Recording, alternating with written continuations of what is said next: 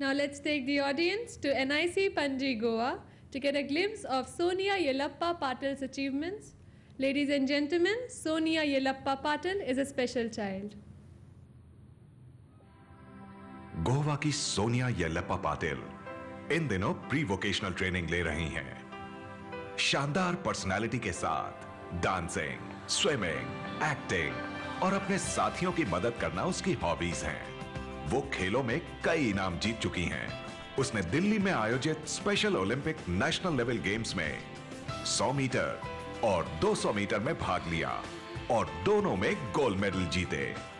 इसके बाद सन 2015 में लॉस एंजलिस में हुए world special Olympic summer games में 200 मीटर और 400 मीटर में गोल्ड और सिल्वर मेडल जीतकर देश का नाम रोशन किया।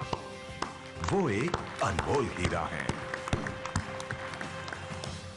I now invite Sonia Yellappa Patil to please address her question to the Honorable Prime Minister.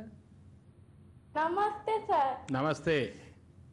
मेरा नाम सोनिया पाटिल, दिशा स्कूल पंजी, गोवा से हूँ। आपको कौन सा गेम पसंद है? अच्छा, तुम अमेरिका गई तो क्या लेके आई? गोल्ड मेडल और सिल्वर मेडल लाई। अच्छा, और कुछ खुद के लिए लाई क्या? तुम्हारे सारे दोस्त क्या कहते हैं तुम्हें? तुम्हारे घर में मामा, चाचा सब क्या कहते हैं? बहुत अच्छे खेल। तुम्हें ये खेलने के लिए किसने हिम्मत दी? हमारे सर ने दिया है। सर ने दिया? क्या नाम है सर का? अमित सर है सर। लेकिन मम्मी तो कहती हो कि नहीं, तुम खेलने के लिए जाना नहीं, घर में पकाओ, खाना पकाओ, मदद करो, छोटे भाई को खिलाओ, ऐसा कहती है ना? मैं कहती थी मैं नहीं खेलती। फिर भी किया तुमने। हाँ। देखिए, जो खेल में आगे जाते हैं ना उसमें, और जब लड़कियां खेल में आगे जाती है तो मैं कहता हूं कि उनकी माता का बहुत बड़ा रोल होता है, बहुत बड़ा रोल होता है। तब जाकर के, क्योंकि माँ चाहती हैं कि अब बच्ची बड़ी हो रही है तो किचन में मदद करें, घर काम में मदद करें, और वो सब बंद करके माँ कहते कि नहीं नहीं, जाओ बेटा तुम खेलो, आगे बढ़ो। ये अपने आप में माँ का बहुत बड़ा त्याग होता है।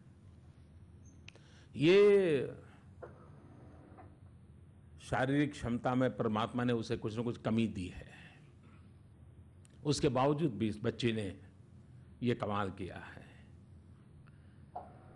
मैं उनके टीचर को विशेष रूप से अभिनंदन देता हूं कि उसने ऐसे बालक के पीछे कितना समय बिताया होगा, तब जाकर के सोनिया में ये हिम्मत आई होगी। तो मैं शिक्षक को भी बधाई देता हूँ, सोनिया की बधाई देता हूँ। अब उसने मुझे पूछा है कि आप कौन सा खेल खेलते हैं। अब राजनीति वाले क्या खेलते हैं सबको मालूम है।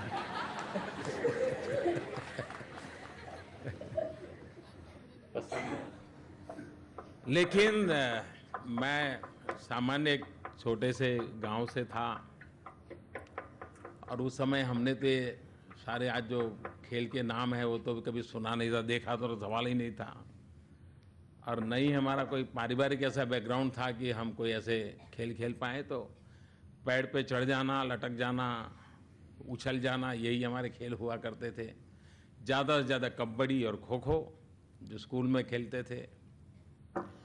लेकिन मुझे कपड़े हाथ से धोने पड़ते थे तो मैं तालाब जाता था, तो उसके कारण मुझे तैरना आ गया। तो फिर वो मेरी हॉबी बन गई। काफ़ी देर तक मैं तालाब में तैरता था, तो वो मेरी एक आदत बन गई थी। थोड़ा आगे बढ़ा, योगा की दुनिया से जुड़ गया, तो फिर उसमें मेरी रुचि बढ़ने लग गई। लेकिन जिसको आप खेल कहते हैं, लेकिन मेरे एक टीचर थे परमार साहब करके, अब तो पता नहीं कहाँ है, मैंने बाद में ढूंढा लेकिन मुझे कभी मिले नहीं। वे बड़ौदा के पास पादरा के शायद रहने वाले थे, और मेरे गांव में वो टीचर थे, वो पीटी टीचर थे, और उन्होंने एक पुरानी व्यायामशाला को जिंदा किया था। तो मैं सुबह 5 बजे उस व्यायामशाला में चला जाता था और मल्लखंब सीखता था मैं, लेकिन न मेरी उतनी क्षमता थी, मैं किसी स्पर्धा वर्धा में पहुंच नहीं पाया। लेकिन उनके कारण मैं थोड़ा बहुत मल्लखंब सीख रहा था। लेकिन हमारे, जैसा आप जानते हैं, हमारे देश के गाँवों में उस प्रकार से तो खेल वेल होते नहीं है, लेकिन जैसे हिंदुस्तान का हर बालक होता है, क्रिकेट खेलता नहीं तो कम से कम क्रिकेट जहाँ खेला जाता है वहाँ किनारे पर बैठा रहता है, और बॉल बाहर गया तो बेचारा उठा करके ले करके देता है उनको। तो मैं ये सेवा बहुत करता था। सोनिया, बहुत बहुत अभिनंदन, बहुत बधाई तुम्हें। आपसे बात करके बहुत अच्छा लगा। Thank you. Thank you. Thank you.